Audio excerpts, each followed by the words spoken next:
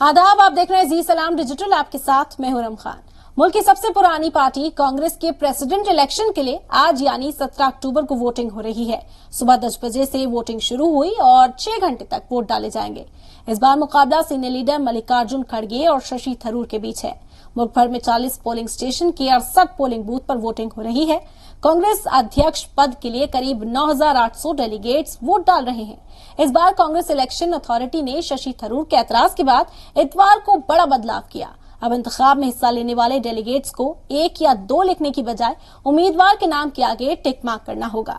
दरअसल पहले ही होता था कि अगर कांग्रेस अध्यक्ष पद के लिए 2 या 3 उम्मीदवार खड़े होते थे तो डेलीगेट्स को अपने पसंद के उम्मीदवार के नाम के आगे 1 लिखना होता था। इस बार शशि थरूर ने इसको लेकर एतराज जताया तो कांग्रेस इलेक्शन अथॉरिटी ने इसमें बदलाव किया। आपको बता दें कि आज वोटिंग के बाद 19 अक्टूबर को वोटों की गिनती होगी और कांग्रेस को नया गैर गांधी अध्यक्ष मिल जाएगा। इसके अलावा बता दें कि दिल्ली में 2 पोलिंग सेंटर्स बनाए गए हैं। इनमें से एक दिल्ली प्रदेश दफ्तर और दूसरा कांग्रेस दफ्तर बनाया गया है।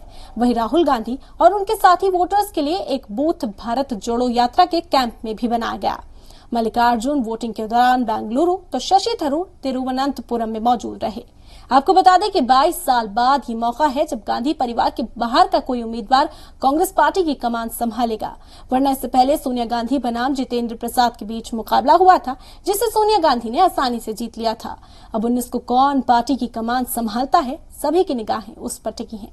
इसी तरह की और इन्फॉर्मेटिव वीडियोस के लिए आप बने रहें जी सलाम डिजिटल के साथ।